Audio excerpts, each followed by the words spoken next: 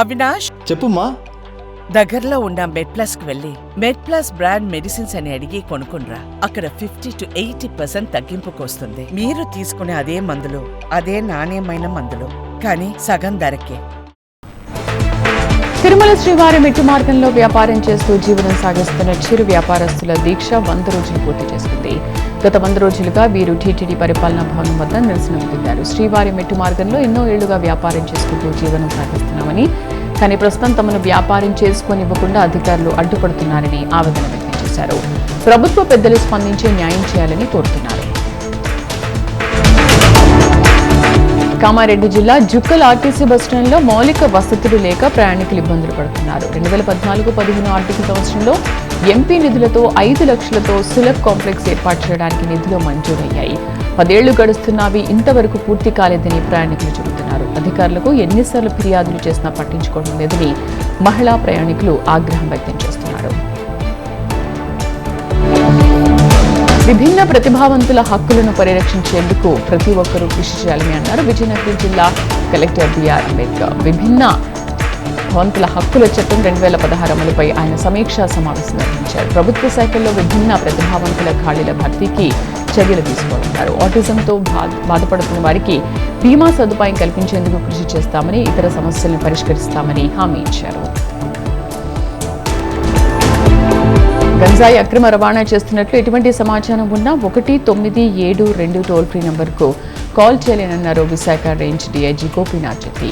వార్షిక తనిఖీలో భాగంగా చిగురుపల్లి డీఎస్పీ కార్యాలయాన్ని ఆయన సందర్శించారు. ఇప్పటి వరకు గంజాయి రవాణాపై 289 కేసులు నమోదైనట్లు తెలిపారు. గంజాయి అక్రమ రవాణాకు డైనమిక్ చెక్ పోస్టులను నిర్వహిస్తున్నామని, 29 స్పెషల్ టీంలను నియమించామని డీఐజీ స్పష్టం చేశారు.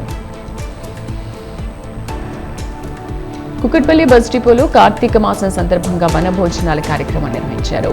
టీజీఎస్ఆర్టీసీ ఎండీ సజ్జనర్ ఆదేశాల మేరకు కార్యక్రమం నిర్వహించినట్లు డిపో మేనేజర్ తెలిపారు. సంస్థ అభివృద్ధికి ప్రతి కార్మికుడు కృషి చేస్తున్నాడని, అలాంటి కార్మికులు కుటుంబ సభ్యులందరితో కలిసి గడిపేందుకు ఈ వనభోజన కార్యక్రమాన్ని ఏర్పాటు చేశామన్నారు. ఈ సందర్భంగా కుకట్పల్లి డిపో కార్మికుల అందరి తరఫున డిపో మేనేజర్ ఎండీ సజ్జనర్కు కృతజ్ఞతలు తెలిపారు. అనంతపురంలో ఎంబీబీఎస్ విద్యార్థి ఆత్మహత్య కలకలం రేపింది. పరీక్షల ఒత్తిడిని భరించలేకపోతున్నానంటూ రోకొండ షిరిడి సాయినగర్కు చెందిన రోహిత్ బలవన్ మరణానికి పాల్పడ్డాడు. తాను చదువుపై ఫోకస్ చేయలేకపోతున్నానని, ఆలోచన నుంచి బయటకు రాలేకపోతున్నానని ఆవేదన వ్యక్తం చేస్తూ సూసైడ్ నోట్ రాసి ప్రాణాలు తీసుకున్నాడు. అనంతపురం ప్రభుత్వ మెడికల్ కాలేజీ హాస్టల్లో ఈ ఘటన జరిగింది. శ్రీ సత్యసాయి జిల్లా మడకసిరి నియోజకవర్గ వ్యాప్తంగా ఆర్ఎంపీ డాక్టర్లు ప్రజల ప్రాణాలతో చెలగాటమాడుతున్నారు. ఇష్టానుసారంగా క్లినిక్లను ఏర్పాటు చేసుకుని రోగులకు హై డోసేజ్ మందులు ఇస్తూ డబ్బులు దండుకుంటున్నారనే ఫిర్యాదులు వస్తున్నాయి. ఇక మెడికల్ షాపులకు సైతం ఎలాంటి పర్మిషన్స్ లేకున్నా వాటిని నిర్వహిస్తూ మందులను అధిక ధరలకు అమ్ముతున్నారని, ఇప్పటికైనా అధికారులు చర్యలు తీసుకోవాలని కోరుతున్నారు.